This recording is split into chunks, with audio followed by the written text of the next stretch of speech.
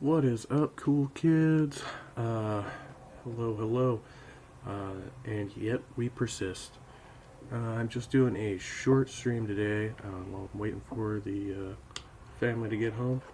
So I'm going to pick up where I left off, reviewing this video from JG's channel, featuring Tog and Eric the Lionheart. Another meta review. Review of the debate. So this debate originally took place on Breakfast Tacos channel. Todd brought it over here, and we're gonna see how far we get with this. But I do intend to finish this segment and then move on as well to the portion with Jill and I'm struggling to remember the name of this other user. It's hostile something. Anyway, still waiting to check out some content from them. So, but we'll just jump right into it here, and I'll be on as long as I am, but probably not terribly long tonight. Hope everyone's having a great week and a happy hump day. And apparently, I'm going to mute and cough. I'm going to start this video, and then I'm going to do that. I don't know if it would act like if it would be accurate, because at that point it that's doesn't a sound take argument. away its existence. Right there too. I don't think it would take away its existence, even if when he says that's a sound argument, you want to call him on that. I go, oh, okay. Well, why don't you point by point show me why it's sound and how you have knowledge of what is sound and what isn't.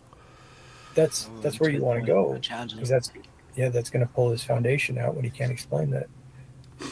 always interrogate. Good point. I gotta remember that. If it's allowed. Well, the argument, right, is sound as long as the one premise logically follows from the other, right? But a question of whether or not it's valid would be contingent on accepting the premises. Okay, so you're saying that God violates logic. I really meant, not gonna lie, I went here to get my licks, right? So I went in here to get some licks, and that's essentially it. So I wasn't like a more of non-challenging, but I was in a submissive position. So that's kind of one pretty thing that good. was in here. Yeah, it's pretty good. I like it. I like what you're doing here.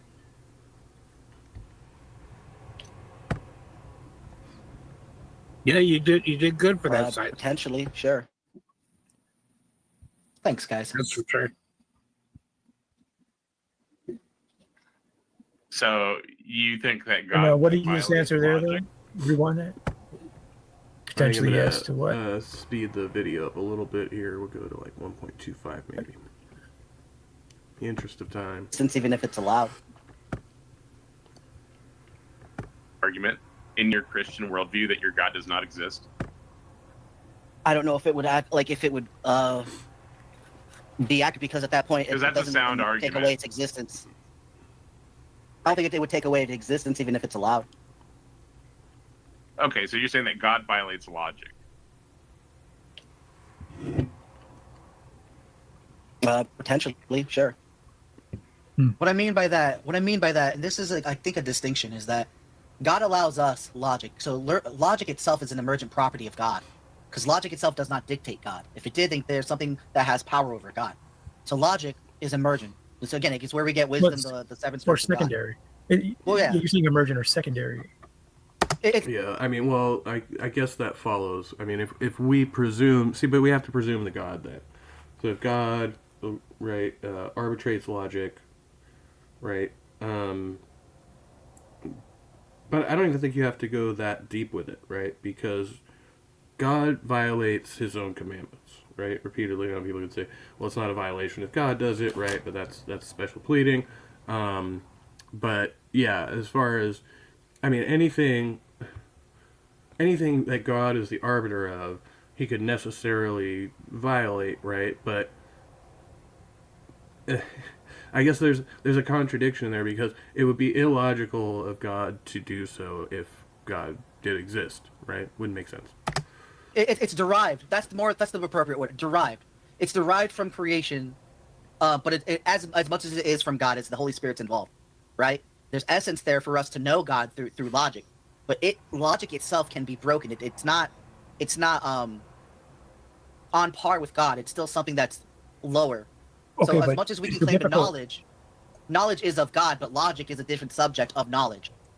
So you can have Right, logics it's- like in different philosophies, but there is still God and God's wisdom that belong to Him, which goes into his omniscience and His identity. So you can't separate that. You can't put that logic in with God because it's just too much. It's a difficult conversation because I think on one hand, when someone asks like, does God have the potential to break logic or refute logic, however you want to term it? And then we have faith and hope and supernatural too. What's that? Then we have faith and hope and And supernatural. then there's another question like embedded in there, which is why would God imbue us with laws and then turn and violate them himself, right?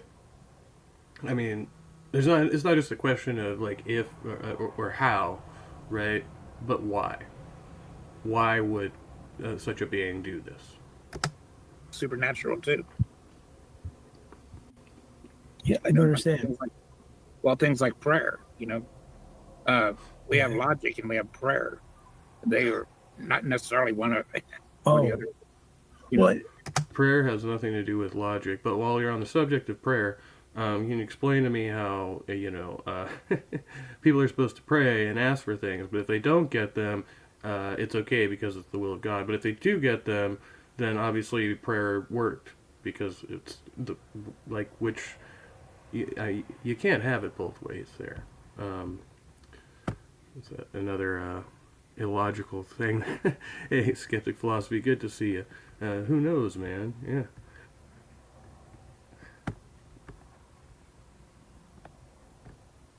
Maybe that's how. Yeah, we look at things that from a worldly point of view, and we understand a lot of things like some medical procedures, but then we have faith and hope and prayer. And Right, but there's logic. I think the way you're thinking about it may be different. Wait. So he's like, so yeah, we could get the medical procedure, but you'd still pray about it.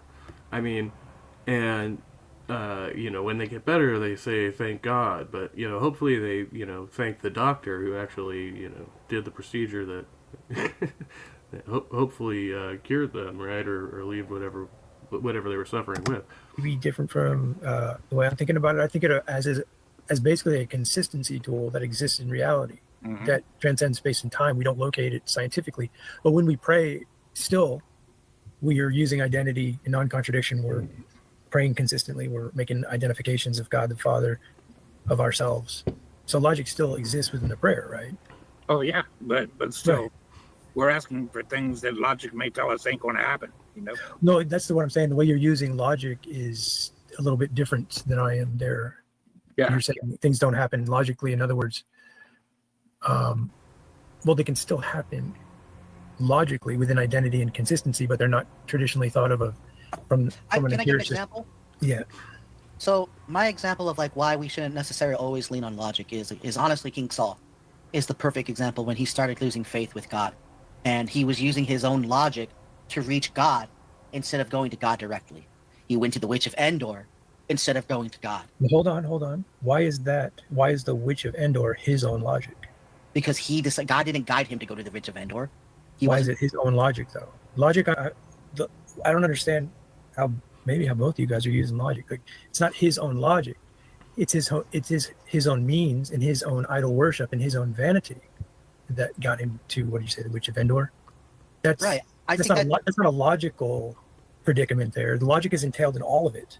Identity, non-contradiction. Right, but that also that identity goes into that self-identity. He's no longer in fellowship with God, and he's seeking other means to contact But he's God. not breaking. He's not breaking logic, is what I'm saying. In doing that, he's just right. But he's breaking something. He's breaking something else. I'm not disagreeing with. Yes. Well, we're not even talking about like it. So the laws of logic apply to they describe the things that we see in the universe. Like our actions can still be illogical. They're not violating the laws of logic, right?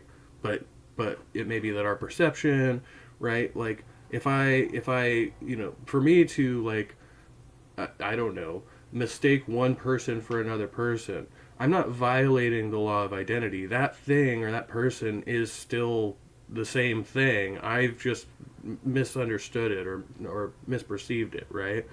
So none of that violates the laws of logic. What does, and I don't know if they're going to go into this here, but they were talking earlier, is there about being Trinitarians, and that does violate the laws of logic, right? Because one being cannot simultaneously be one and be three, right? That doesn't work. But yeah, all of this other stuff is it's kind of, I don't understand it, man. Yes, something more important. Idol worship is more important. Yeah. No, I'm saying he's breaking covenant with God. Right. Saul is breaking covenant with God, and he's using logic, which I'm not denying he's not using logic. I'm saying he's following logic more than following God. No, and this in following logic more. And I get I know what you're saying. I know what you're saying. He's not following even in logic. Not logic. He's not misled by logic. He's misled by deception, and he's logically assessing another situation and going to another entity for what you said, advice. This is not a problem of logic. It's a problem of the heart. I don't think those two are separated as much as we think it is. They are interconnected, but I'm saying that logic itself is not a category of error. He's not in error because he's following logic, is what I'm pointing out. I think logic is tied with types of philosophy. It is. Logic itself is not something you follow or abandon. There's logic that's entailed with you deciding to worship a witch instead of God. The error isn't in logic itself or following logic itself. It's in the things that you decide to follow. No. Which you don't choose logic, right? Logic is arbitrary, right? And this is the whole thing, like, because your argument is contingent on logic being arbitrated by God, right? That is your your whole argument here. So yeah, I don't think most preceptors would accept any like this talk is kind of going way off on tangent. I know, to me, probably go back to logic. Maybe that's. Oh, sorry, I had to hiccup. Maybe that's the disconnect. But I'm not trying to challenge that. It's fine. Right. I'll continue the video. But I do hear you. Thank you for that. Yeah. Oh, what happened there? What did I do? Okay, that was weird. So you think that God can violate logic? Is logic derived from God? I would say so. Well, no, logic's a system of... All systems come from the necessary being. Like, you can't escape it. All systems come from the necessary being. So how is he going to even make that argument? Well, I want to hear what he says, what logic is. Yeah. Proper thought that we created. It's a set we created it. Okay, hold on. tools that we... So we, this elusive we, created logic. Why aren't you asking him who? Are you going to ask him who? Well, and okay, so I would say that's a not a great characterization on Taco's part there, right? I wouldn't describe it that way, but yeah, I mean, he's also, I think he's trying to, once again, he's trying to talk to, like, meet Tog where he's at in this argument, maybe. But yeah, so logic, right? We're when we describe logic, like we are defining the way things work, right, as we understand them, everything that we can perceive, right? And so we use language, which is descriptive of how the universe works, and that's a different. I mean, it's different than when he talks about how a person's actions, right, can be logical or illogical, or the logic that you use to solve a problem, right? So that's why I think there's like, what is it, like the three major laws, and then there are all these there's a much longer list. Like there's like 7, or let me see. What was it? I remember there's... Yeah, so there's the 3 classical laws, and then... Now we have a 4th. 9 rules of inference. No. But yeah, these are logical modalities, right? Modus ponens, modus tollens. hypothetical syllogism, disjunctive syllogism, constructive dilemma, absorption, simplification, conjunction. So these are all ways of using logic, right? But we use logic to describe problems that we find in the real world and then solve them, or to reach a conclusion. Right, like if we're making an inference, we want to reach a correct conclusion or a most likely correct conclusion. Skeptic Philosophy said he is not misled by logic because one can't be misled by logic. One can be wrong about what is logic or not have a good logical model. Yeah, exactly. And so it's funny because he's talking about. So if I'm talking just in prayer to God, as long as I identify the correct God, then it's logical. But how did you reach that conclusion? So it's still illogical because he has no way of identifying that God with a certainty, because he has to use faith. At the end of the day, they all have to use faith. Yeah. Ask him who? I can't recall.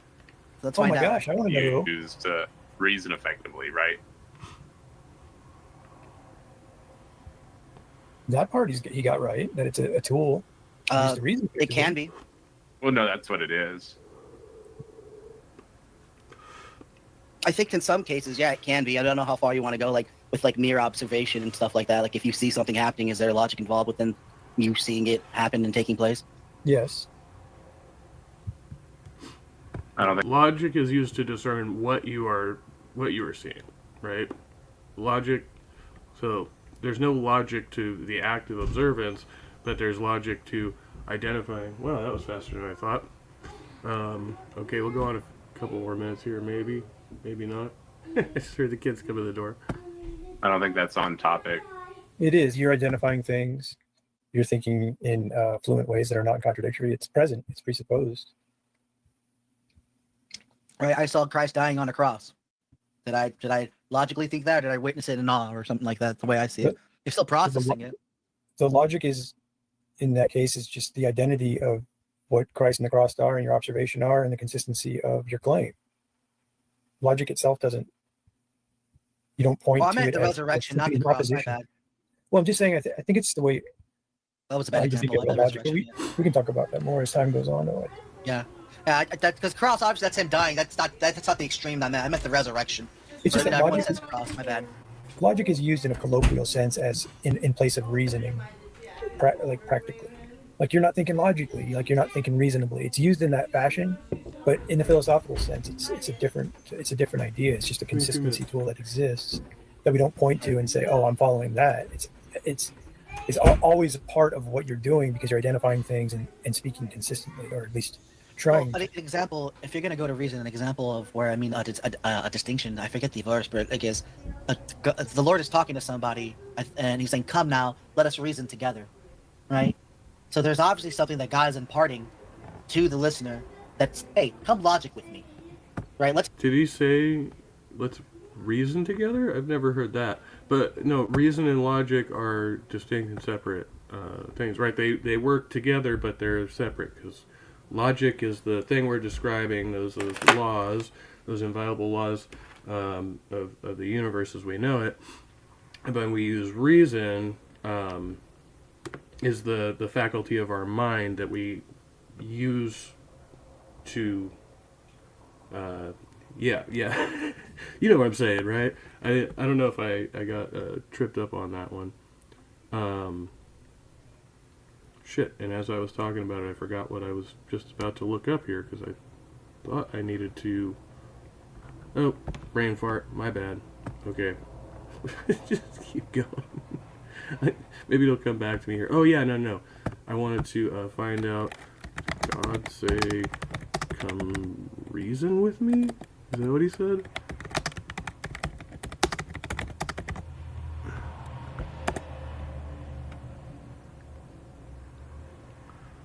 Come now, let us reason together, Isaiah 1:18. Inviting people to discuss their sins and offering forgiveness if they repent. That's not reasoning, that's confession. What? Is that actually the phrase? Is that like the common translation or?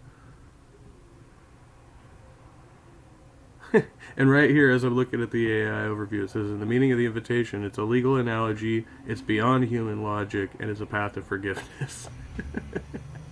Beyond human logic. So they obviously, I mean, in this interpretation, apparently they don't, by logic, they don't mean, or by reason, they don't mean logic or whatever. But yeah, logic and reason are different things. Oh, hey, Daniel Berry Sports Highlights, good to see you. Right? Let's do this together. Let's take Happy Wednesday. part in this the right way, because you need God in order to reason. Well, the consistency of logic within reasoning is one thing. The subject matter is a separate thing, but they are interconnected. The subject matter, Right. It's assumed the subject matter needs to be consistent and identified. Right. So I think it's just used in a way typically like be logical. I mean, you should be more logical in your thinking.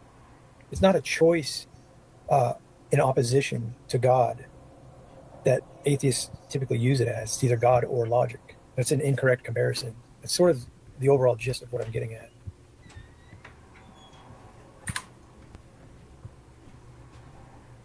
You still haven't addressed my question, really. So that argument is sound in your worldview, right? Which the conclusion is, therefore, God does not exist.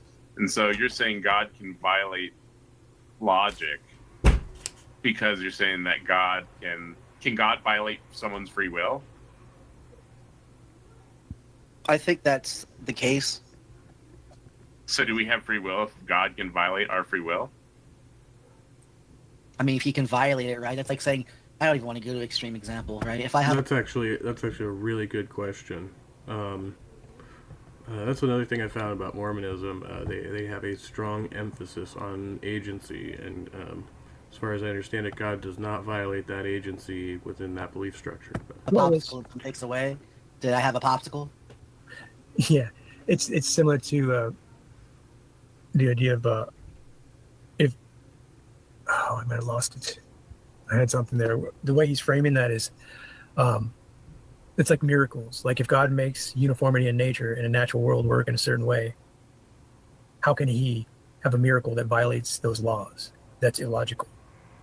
They'll argue something like that. And it's actually a simple rebuttal. It's like, well, the creator of the law can suspend it if he wills to. And that's any miracle that you can point out in the scriptures. That is the answer. Yeah. I think another None example of of those, by the way, they don't violate the laws of logic. They violate the laws, the miracles, at least as far as I can recall, right? Like turning water to wine and producing fish from the ether, I guess. And then obviously the resurrection of the zombie Jesus. All of those they're not violating the laws of logic. They're violating like laws of physics, like physical laws, and in the case of like somebody coming back to life after being dead. I mean, I guess it's still kind of physics, right? Like because so yeah, none of that is violating logic. It's just violating like everything we know about life and stuff. Anyway, okay, so we're about, where are we at now? 2.5. I can't even read that, it's so small on my screen here. Now I can read it. Yeah, almost 2.5 hours. Alright. Well, we'll have to save this one for later. Thanks for watching with me. Yeah, they made it back a little quicker than I expected, so. To cut it short, family first and all that good shit, but you know. Skeptic Philosophy said he doesn't know that because he needs the FSM to reason. And then free will, but conditionally. Yeah, I love that conditional free will. It's not totally free. It's kind of free. But that actually makes sense from a secular perspective, if you think about it. I think so, a little bit. I'm not one for the argument that there is no free will, but obviously very limited in my opinion. And then Sandy, Glass Art, good to see you. quote, I wrote the law so I could break it.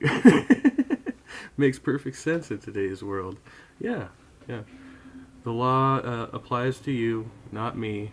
I am rubber, you are glue. Nah, nah, nah, nah, nah.